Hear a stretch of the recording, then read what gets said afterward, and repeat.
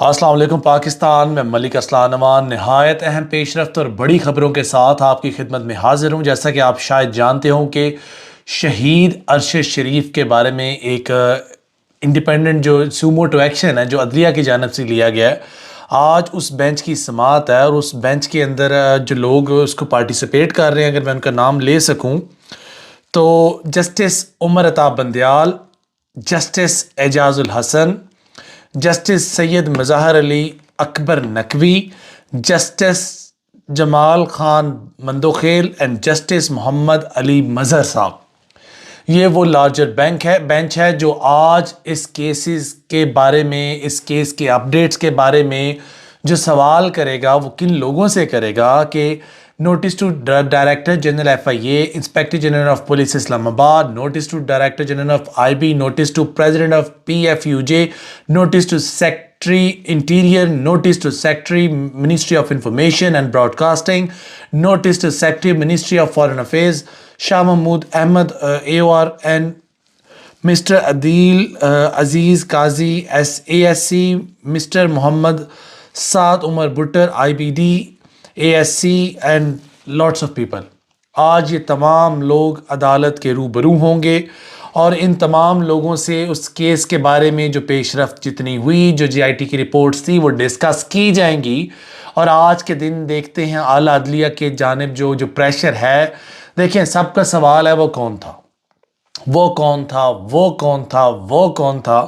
تو جویری ہیں، انہوں نے ایک آرٹیکل لکھا ہے ایک پریس کے اندر، ارشد شریف کی زوجہ ہیں، ان کے سوالات ہیں کینیا کی گورنمنٹ سے، دبئی کی گورنمنٹ سے اور پاکستان کی گورنمنٹ سے۔ میں آپ کے ساتھ وہ شیئر کرنا چاہتا ہوں۔ وہ کہتی ہیں، سب سے پہلا سوال کینیا کی حکومت سے، Why did the Kenya police chose my husband out of hundreds of visitors؟ Kenya کی پولیس نے میرے خاوند کو کیوں چنا سینکڑوں وزٹرز میں سے؟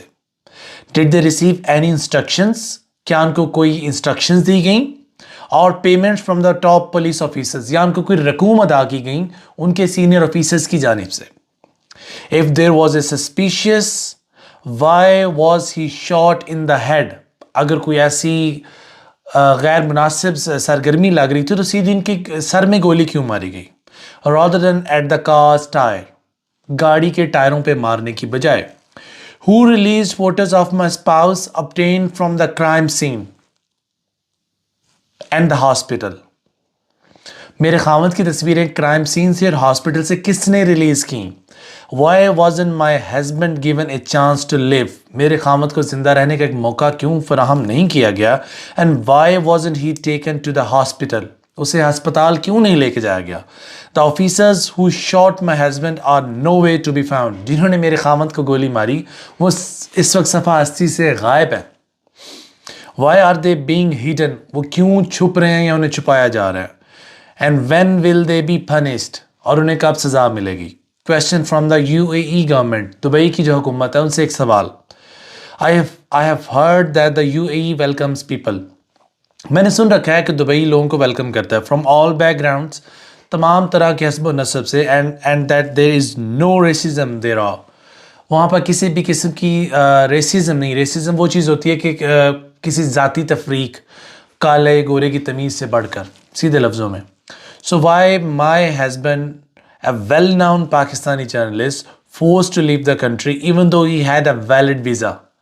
کیوں میرے خاوند کو مجبور کیا گیا ملک چھوڑنے کے لیے جبکہ ان کے پاس ایک جائز یا ویلڈ یا قانونی طور پر وہاں رہنے کی گنجائش موجود تھی؟ You guys turned down his second application for a visa from Kenya where he later died۔ کہ انہوں نے کینیا سے دوبارہ درخواست کی اور آپ نے ریجیکٹ کی اور جہاں وہ ان کی ڈیتھ ہو گئی کینیا میں۔ But doing this you contributed to his murder۔ ایسا کرنے سے آپ اس کے قتل میں برابر کے شریک ٹھہرے۔ Question from the Pakistani government، Who gave my spouse a threat that he would be shot in the head؟ میرے خاوند کو کس نے تھریٹ دیا کہ اس کے سر میں گولی مار دی جائے گی؟ On whose behest؟ کس کے حکم پر؟ His television program Power Play was terminated، بند کر دیا گیا۔ Who ordered the nationwide closure of the channel he was working for؟ پورے ملک میں across the country اس چینل کو بند کرنے کی آرڈر کس نے دی ہے؟ Who ordered the initiations of 16 police investigations against him. 16 police investigations उसके खिलाफ हुई, वो ऑर्डर किसने की? All three of these countries are involved in my late husband's murder. और ये जो तीनों मुल्क हैं ये मेरे खावंद के कत्ल में बराबर के शरीक हैं. I'm curious to find out who was so frustrated. वो कौन इतना ज़्यादा जो तपा हुआ था या गुस्से में था, frustrated इसी टर्म्स में यूज़ होता है, with Arshad that he killed him in this way. और किसने इसको इस रास्ते में गोली मार दी.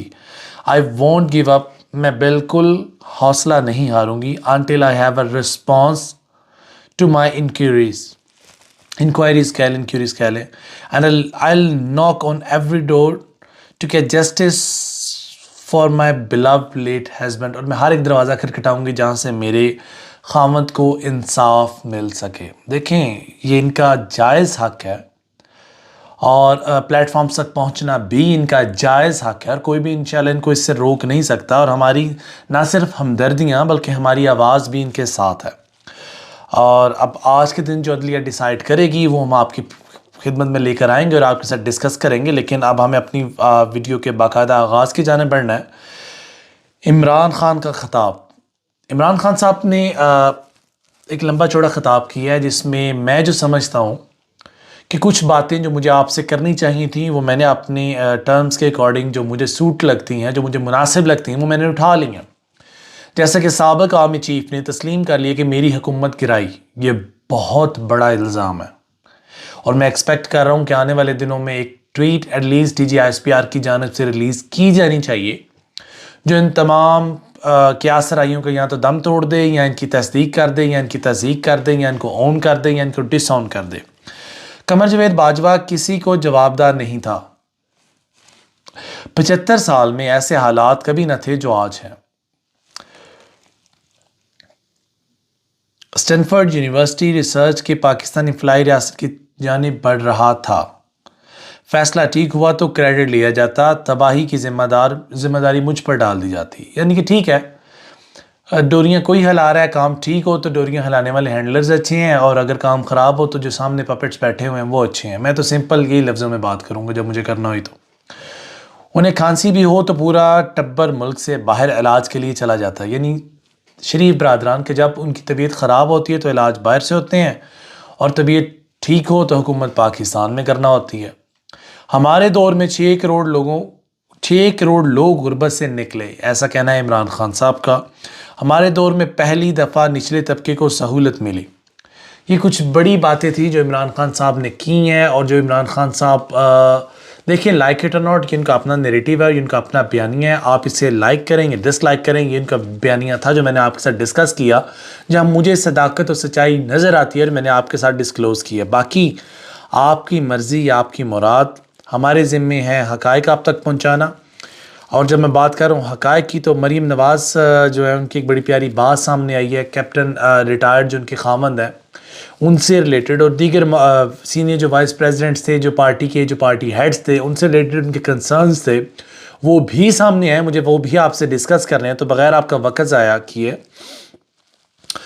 अदलिया आज भी उनको सहूलत फराम कर रही है. जज के दामाद होने का फ़ायदा उठाया जा रहा है. पाकिस्तान मुस्लिम लीग नून के senior vice president Maryam Nawaz Sharif ने अदलिया पर ताबड़तोड़ हमले करते हुए कुछ बातें की हैं. वो कह रहे हैं कि आज भी इनको सहूलतकारी फराम की जा रही है और सीनियर नायब सदर चीफ ऑर्गेनाइजर मरीम नवाज शरीफ ने अदलिया, साबिक़ आर्मी अफसरान और इमरान खान को बैक वक्त आड़े हाथों लेते हुए कहा कि अदलिया पर अब सवालात उठ रहे हैं. जनरल फैज़ हमीद ने इलेक्शन में धांधली की और नून लीग को तोड़ने की कोशिश की. फैज़ हमीद ने बहुत पैसा बनाया, कोई गांव में उनके घरों को जाकर देख ले.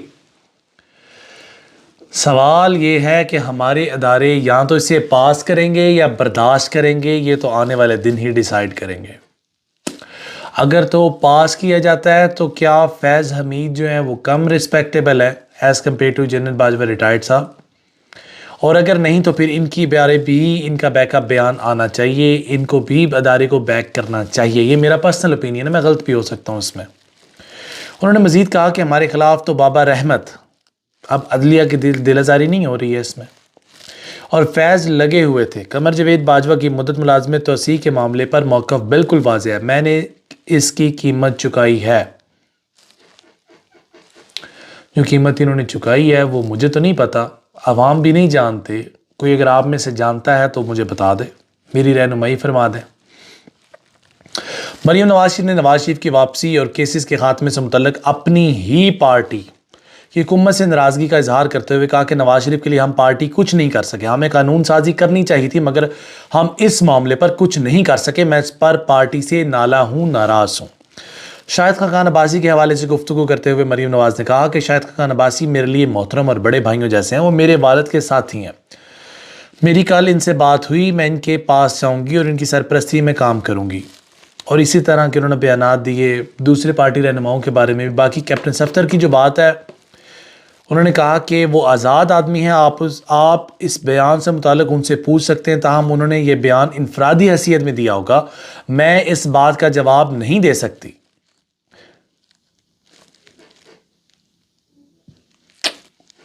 شوکت ترین کی گرفتاری بھی عمل میں آ رہی ہے۔ رانا ثناء اللہ نے کہا کہ شوکت ترین عمران خان کے بہکاوے میں آ گئے تھے، آئی ایم ایف نے انہیں آڈیو لیک کی، ایف آئی اے نے آڈیو لیک کی تحقیقات مکمل ہونے کے بعد ان کی گرفتاری کی اجازت مانگی جو حکومت نے دے دی، یعنی کہ پکڑ دکڑ کا ایک طویل سلسلہ جو کبھی نہ تھمنے والا سلسلہ ابھی جو شروع ہو چکا ہے۔ دیکھیں آج جو زبر ہیں وہ کل زیر ہوں گے اور پرسوں پیش ہوں گے، یہ ایک میرا بیانیہ ہے، یہ ایک میرا نیریٹیو ہے جس کو میں بڑے عرصے سے لے کر چل رہا ہوں، اور لائک اٹ اور ناٹ یہ باتیں سچ ثابت ہو رہی ہیں۔ کل جو لوگ طاقت کے نشے میں دھت بیٹھے تھے آج ان کے اوپر بھی ایف آئی آرز ہو رہی ہیں، اور میرا بیانیہ تب بھی یہ تھا، میرا سٹانس تب بھی یہ تھا، میرا سٹانس آج بھی یہ ہے، اور میرا سٹانس کل بھی یہ ہوگا۔ آپ زبر ہیں، آپ یقیناً زیر ہوں گے اور کسی کے سامنے پیش ہوں گے۔ عقل مند کو اشارہ کافی ہے۔ باقی میڈیا سے گفتگو کرتے ہوئے کراچی میں شیخ رشید کے بارے میں انہوں نے بولا کہ غیر ضروری بیانات کی وجہ سے جیل میں ہیں، اس نے ایک بڑی جماعت کے سربراہ کے خلاف بیان دیا، اور میں جو بات کر رہا ہوں اسی بڑی جماعت کے سربراہ کے خلاف رانا ثناء اللہ صاحب نے ایک الزام لگایا کہ بلاول بھٹو کو کچھ جینیٹک ڈس آرڈر ہے، اور میں وہ الفاظ نہیں بول سکتا لیکن رانا ثناء اللہ صاحب نے بولا ہے ماضی میں۔ تو پوچھنا یہ تھا کیا تب بڑی جماعت کی لیڈر کی تذلیل نہیں ہوئی؟ آپ نے ان کے جینڈر پر سوال اٹھایا، آپ نے بولا ان کا ڈی این اے ٹیسٹ کروا لیں وغیرہ وغیرہ وغیرہ۔ خیر رانا ثناء اللہ صاحب نے یہ بھی کہا گھٹیا گفتگو کرنے والے عمران خان نے ملک کو ڈیفالٹ کرنے کی بھرپور کوشش کی مگر وہ ناکام ہو گیا۔ اچھا، وہ الیکشن کا مطالبہ کر رہے ہیں، آئین میں الیکشن 5 سال بعد ہونے ضروری ہیں، تو پنجاب گورنمنٹ میں بھی ایسا کیوں ہوا ہے؟ پھر آپ نے جو چلتی حکومت کو ڈی ریل کیا وہ بھی 5 سال آپ اس کو پورے دے دیتے، لیکن نہیں، آپ کی لاٹھی آپ کی بھینس ہے، جہاں مرضی ہانکے، کون پوچھنے والا پیدا ہوا آپ کو؟ چلیں یہ تھی ڈیولپمنٹس جو مجھے آپ سے ڈسکس کرنی تھی۔ ویلاگ بہت لمبا ہو رہا ہے، آج کی اس نشست میں مجھے آپ اجازت دیں، فی ایمان اللہ، خوش رہیں، آباد رہیں، جس شخص نے اس ملک پاکستان کا برا چاہا اللہ اس کی نسلیں غارت کرے۔